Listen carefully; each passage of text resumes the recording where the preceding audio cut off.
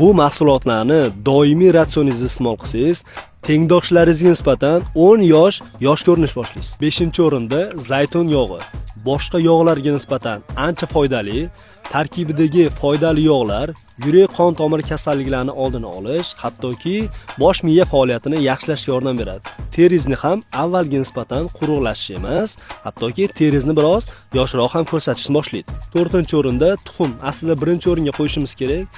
4-o'ringa bo'lishiga qaramasdan tarkibida to'laqonli foydali yog'lar va to'laqonli oqsildan iborat. Bu sizni semirishingizni oldini oladi, hattoki terizni tarangligini ta'minlaydi. 3-o'rinda chiya urug'i. Bu ko'p tolaga boy, kletchatkaga boy, oqsilga boy, yetarlicha uglevodga boy, to'g'ri energiya biroz pastroq, lekin yetarlicha oqsil.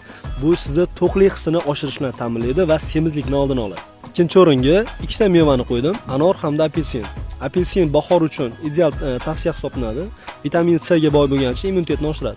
Anor esa qon aylanishini yaxshilaydi, yurak salomatligi uchun foydali, hattoki gemoglobinni bahor oyida ideal darajada ko'tarishga yordam beradi.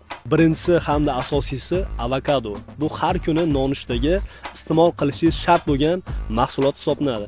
Tarkibidagi foydali yog'lar hamda E vitamini bu terizni hujayrasini yangilanishini ta'minlaydi, hattoki organizmda kollagen parchalanishini sekinlashtiradi va kollagen sintezini kuchaytirishga yordam beradi. Bu videoni yosh armoqchi hamda ota-onasi yosh bo'lishini xohlagan tanishlarga yuborib qo'yamiz.